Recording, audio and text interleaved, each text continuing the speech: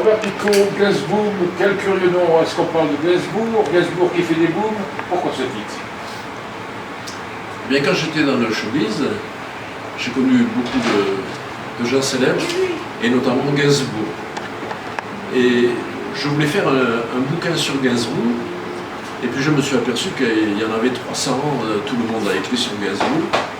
Et comme j'ai connu son père, qui était ukrainien, j'ai raconté la vie de son père, et en racontant la vie du père de Gainsbourg, je parle d'un Gainsbourg qu'on ne connaît pas, c'est-à-dire le Gainsbourg enfant, le Gainsbourg adulte, pendant la guerre, et ses débuts, les débuts difficiles de Gainsbourg.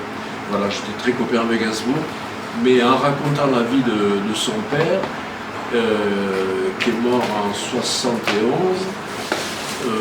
je parle de Gainsbourg et de la famille de Gainsbourg, et comme je viens de le dire, de ses débuts difficiles, parce qu'il a quand même galéré à partir du Poinçonneur des Lilas jusqu'à ce qu'il devienne une star. Mais moi, je ne l'ai pas connu après 1970, parce que j'ai quitté Paris, et après je ne l'ai jamais revu. Est-ce qu'on peut comprendre Gainsbourg à travers son père, le phénomène de Gainsbourg à travers l'histoire de... Ah mais oui, parce que Gainsbourg a été très influencé par son père, qui était musicien, et son père l'a éduqué, lui a appris, lui a donné le goût de la musique classique, de la peinture, etc. Et je parle des débuts de Gainsbourg en tant que peintre.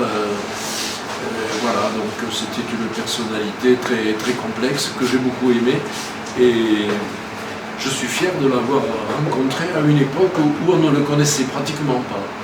Pourquoi ce titre énigmatique, Gainsboom? Mais parce que son père jouait du piano et il faisait boum boum, et Gainsbourg l'appelait Gainsboom. Voilà, j'ai trouvé le titre marrant. Mais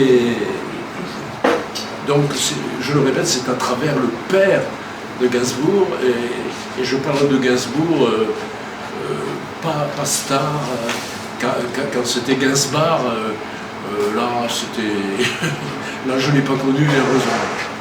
À lire donc Gainsboom de Robert Picot.